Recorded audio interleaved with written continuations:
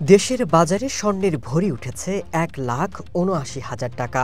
বছর কয়েক আগেও যে স্বর্ণ ছিল ৫০,০০০-এর ঘরে তা এখন লাগাম ছাড়া। দাম দেখে ক্রেতাদের চোখ কপালে উঠলেও বিক্রেতারা দোহাই দিচ্ছেন আন্তর্জাতিক বাজারের। চারিদিকে যখন এত আলোচনা, তখন দেখতে চাই এই ধাতু কেন এত দামি আর কেনই বা বাড়ছে এর দাম। আকাশ ছোঁয়া দামেও টনে টনে স্বর্ণ মজুত করছে চায়না। বাজারে হুড়মুড় খাচ্ছে ক্রেতারা।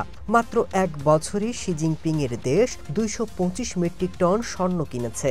দেশটির কেন্দ্রীয় ব্যাংকের ভল্টে মজুত রয়েছে প্রায় ২,২৫৭ টন স্বর্ণ। কিন্তু কেন স্বর্ণের প্রতি এত বেশি ঝুঁকছে দেশটি?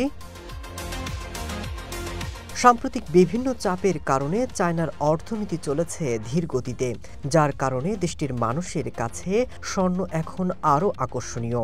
বর্তমানে চায়নার তরুণরা ব্যাংকে অর্থ রেখে ১ থেকে ২% সুদ পাওয়ার চেয়ে ছোট দানার ১ গ্রাম স্বর্ণ কেনাকেই লাভজনক ভাবছেন। শেয়ার বাজার থেকে বিনিয়োগ তুলে নিয়েছি, গয়না বার বা কয়েন কেনার সামর্থ্য নেই। অগত্যা সোনার দানা কিনেই সন্তুষ্ট থাকতে হচ্ছে।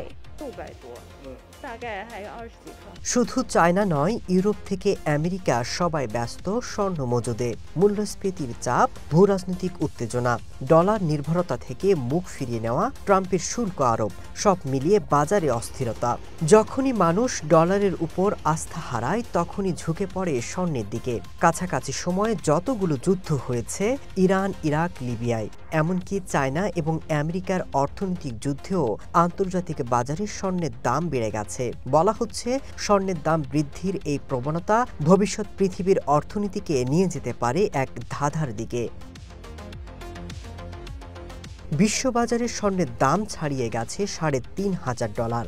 এমনকি ২০২৬ সালের মধ্যে স্বর্ণের দাম আউন্স প্রতি $৪,০০০ মাইল ফলক অতিক্রম করবে বলে আভাস দেওয়া হয়েছে। বলা হচ্ছে, স্বর্ণের প্রতি মানুষের মোহ সভ্যতার মতোই পুরনো। আধুনিক যুগ পর্যন্ত স্বর্ণ হচ্ছে একটি মান, সেই সাথে একটি নির্ভরযোগ্য এবং নিরাপদ পদার্থ। ডোনাল্ড ট্রাম্প প্রেসিডেন্ট হওয়ার পর থেকে অনেক আমেরিকানরাও সোনার দিকে ঝুঁকেছেন।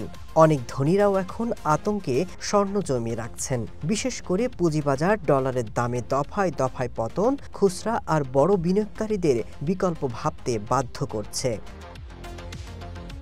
Masud Rana, one international desk.